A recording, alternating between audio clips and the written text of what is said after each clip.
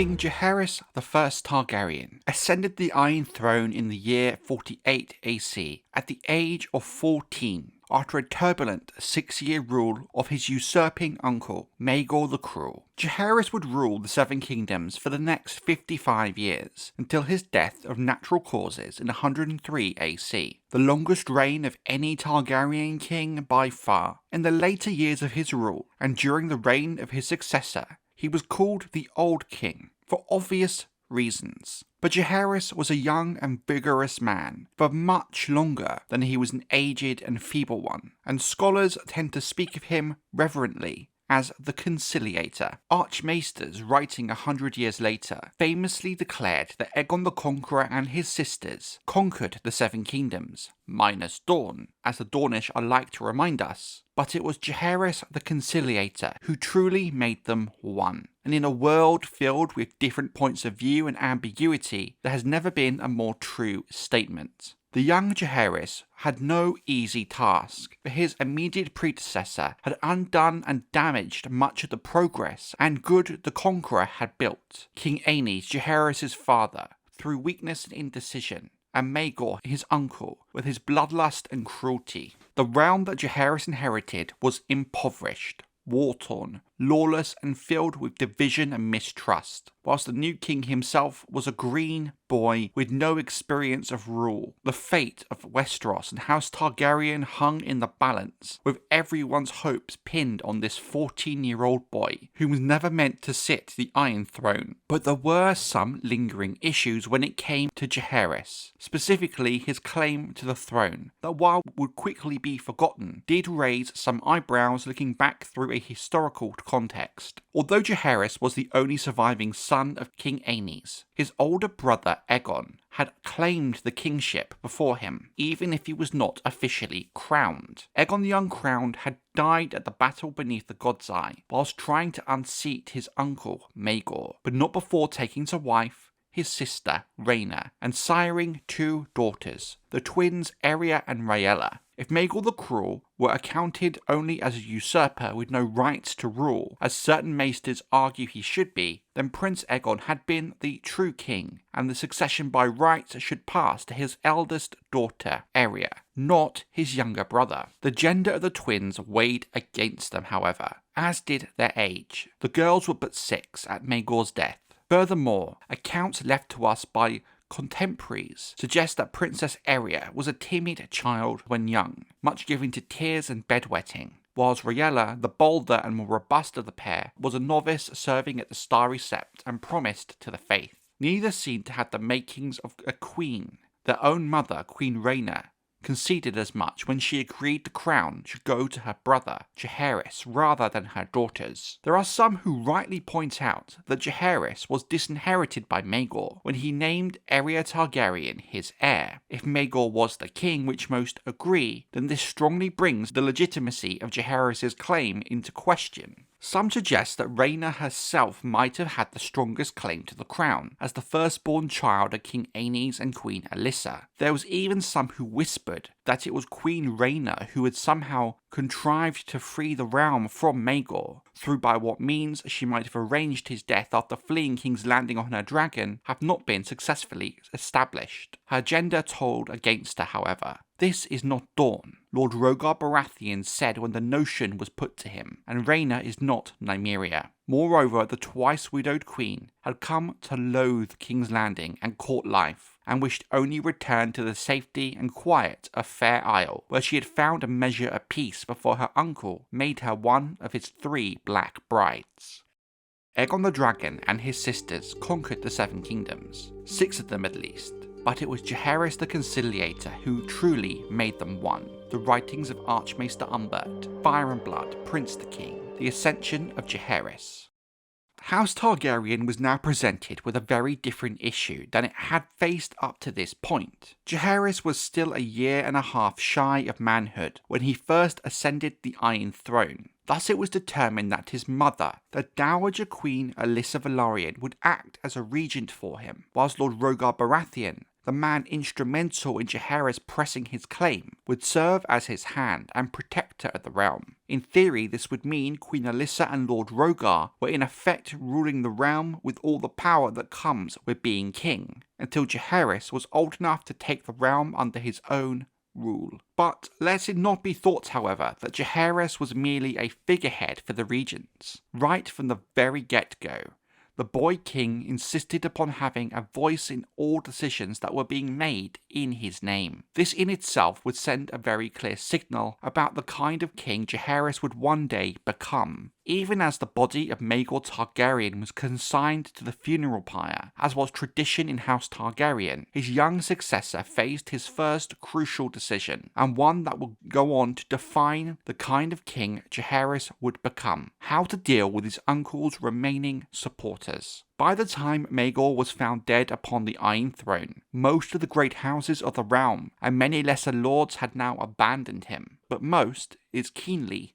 not all. Many of those whose lands and castles were near King's Landing and in the Crown Lands had stood with Maegor until the very final hours of his life. Many of them still feared the wrath of Maegor, or some were fueled by ambition. Amongst them, the Lords Rosby and Towers, the last men to have seen the king alive. Others who had rallied behind his banner includes Lord Stokeworth, Massey, Hart, Bywater, Darklyn, Rollingford, Mallory, Bar-Emmon, Birch, Staunton and Buckwell. In the chaos that had followed the discovery of Maegor's body, Lord Rosby drank a cup of hemlock to join his king in death. Buckwell and Rollingford took ship for Pentos, while most others fled to their own castles and strongholds to await whatever fate befell them. Only Lords Darkland and Staunton had the courage to remain with Lord Towers, to yield up the Red Keep to Jaehaerys and his sisters, Rhaena and Alysanne, when they descended upon the castle on their dragons. The court chronicles tell us that the young prince slid from the back of Vermithor, as these so-called leal lords bent their knee before him and laid down their swords at his feet, hailing him as king. "You come too late to feast," Jaehaerys told them, though in a mild tone, as these same blades helped slay my brother Aegon beneath the god's eye. At his command, the three men were immediately put in chains, though some of Jaehaerys' party called for them to be executed immediately. In the black cells, they were soon joined by the king's justice, the Lord Confessor, the chief jailer, the commander of the city watch, and 4 knights of the King's Guard who'd remained beside Maegor till the bitter end. Around 2 weeks went by till Lord Rogar Baratheon and Queen Alyssa Velaryon arrived at King's Landing with their host of Stormlanders to take control of the city, and in the process, hundreds more were seized and imprisoned, be they knights, squires, stewards, septons, or serving men. The charges against them were the same. They were all accused of having aided and abetted Maegor Targaryen in usurping the Iron Throne, and in all the crimes, cruelties, and misrule that followed. Not even women were exempt. Those ladies of noble birth who had attended the Black Brides were arrested as well, together with a score of low-born women named collectively as Maegor's whores. There were some whispers at the time that many felt the regents were treating some of these people too harshly, given in truth they did not have any choice in the matter but to serve Maegor, most of all those members of the small folk. Maegor had designed the black cells of the Red Keep to hold an unimaginable amount of prisoners. Within days of the regent's arrival, they were full to bursting. Quickly, the question arose as to what was to be done with the prisoners. If Maegor were to be counted as a usurper, then his entire reign was unlawful, and those who had supported him were guilty of treason and must need be put to death. Such was the course argued by Queen Alyssa. The Dowager Queen, we must remember, had lost 2 sons to Maegor's cruelty, and was no mind to grant these men, who'd carried out his edicts, even the dignity of a trial. When my boy Viserys was tortured and slain, these men stood by silent and spoke no word of protest, she said. Why should we listen to them now? Against the fury of a heartbroken mother stood the Lord of Storm's End, Rogar Baratheon, Hand of the King and Protector of the Realm. Whilst he agreed in the sense that Maegor's men were surely deserving of punishment, he pointed out that should their captives be executed, the usurper's remaining loyal men would decline to bend the knee. Lord Rogar would have no choice but to march on their castles one by one and siege out each man with steel and fire. It could be done, but at what cost, he asked the Queen. It would be a bloody business, one that might harden hearts against us. Let Maegor's men stand trial and confess their treasons, the Protector argued. Those found guilty of the worst crimes could be put to death. For the remainder, let them tender hostages to ensure the future loyalty and surrender some of their lands and castles. Maegor has only one dragon. Our prince has two. Rogar Baratheon to the Stormlanders when declaring for Jaehaerys, Fire and Blood, the sons of the dragon.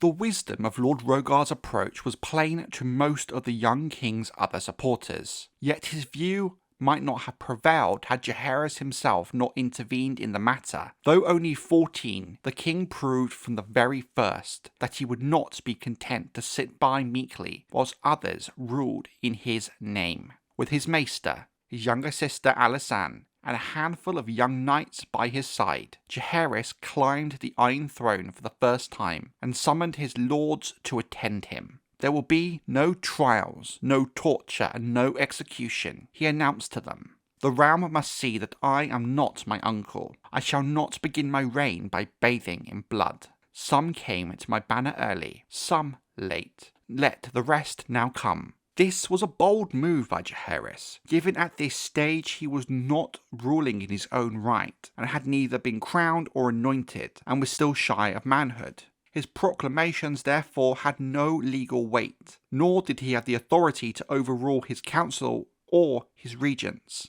Yet was such the power and inspiration of his words, and the determination displayed as he sat, looking down upon them all from the Iron Throne, that Lord Rogar Baratheon and Lord Velaryon at once gave the prince their support, and the rest soon followed.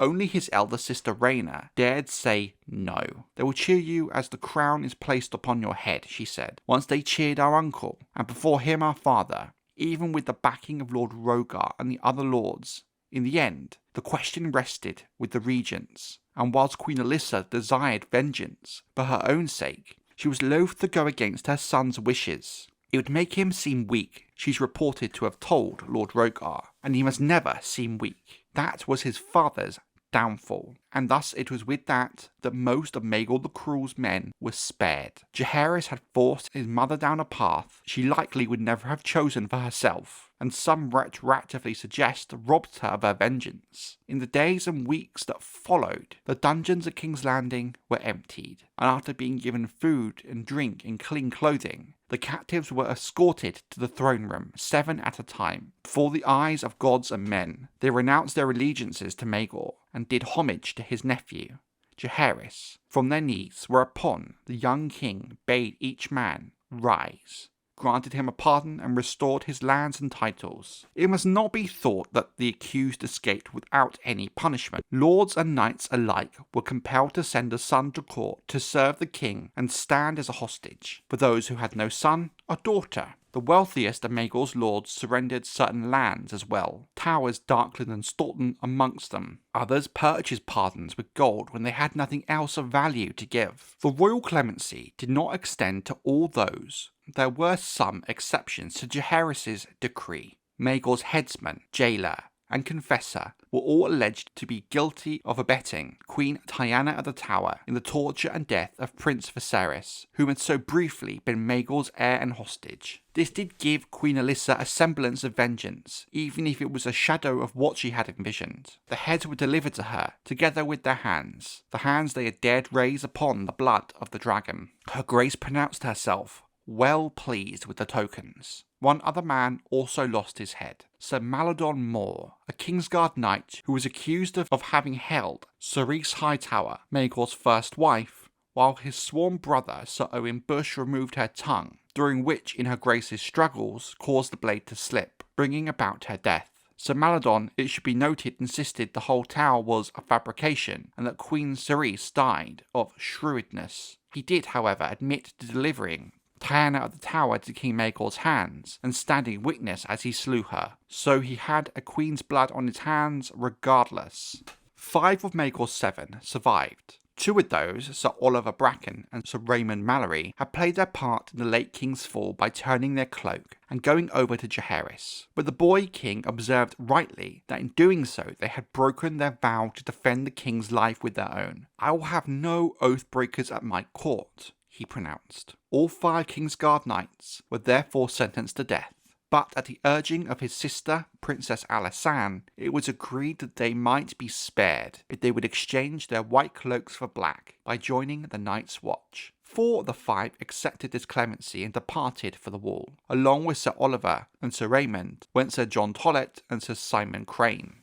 While for now this did seem like a suitable and fair punishment, this in time would come to cause some issues for King Jaehaerys later in his reign, due to their actions while members of the Night's Watch. The 5th Kingsguard, Sir Harold Langwood, demanded trial by battle. Jaehaerys granted his wish and offered to face Sir Harold himself in single combat, but in this he was rightly overruled by the Queen Regent. Jaehaerys was a boy of 14 and not a fair match for the well-seasoned knight, but this keenness to ensure justice is delivered himself is something that Jaehaerys would be praised and remembered for several times over his long reign. Instead, a young knight from the Stormlands was sent forth as the crown's champion, Sir Giles Morrigan. The man chosen was a nephew to Sir Daemon the Devout, the Grand Captain of the Warriors' Sons, who had led them in their trial of 7 against Maegor the Cruel, part of the very faith uprising that had played such a huge role in the sudden death of King Aenys, and during the reign of King Maegor. Eager to prove his house's loyalty to this new king, Sir Giles made short work of the elderly Sir Harold, and was named Lord Commander of Jaehaerys' new Kingsguard soon after. But in truth, at this time, the rest of Jaehaerys' Kingsguard was all but non-existent. Meanwhile, word of clemency spread through the realm. One by one, the remainder of Maegor's supporters dismissed their hosts, left their castles, and made the long journey to King's Landing to swear fealty. Some did so reluctantly, fearing Jaehaerys might prove to be as weak and feckless a king as his father. But Maegor had left no heirs of his own body. There was no plausible rival around whom opposition might gather. Even the most fervent of Maegor's supporters were won over once they met Jaehaerys, for he was all a king should be,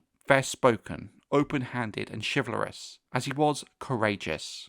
Grandmaester Vermithor, newly returned from his self-imposed exile in Pentos, wrote that Jaehaerys was as learned as a maester and as pious as a septon. And while some may be discounted as flattery, there was truth to it as well. Even his mother, Queen Alyssa, is reported to have called Jaehaerys the very best of my 3 sons.